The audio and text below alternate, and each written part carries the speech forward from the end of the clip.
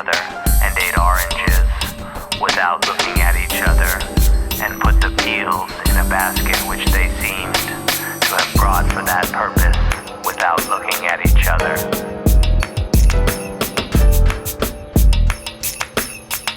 And then he took his undershirt off, but kept his hat on sideways, and without saying anything,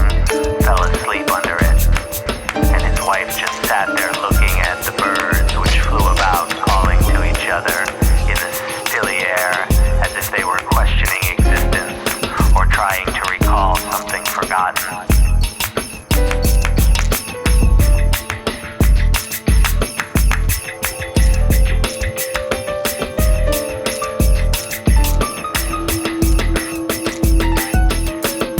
But finally she too lay down flat and just lay there looking up at nothing,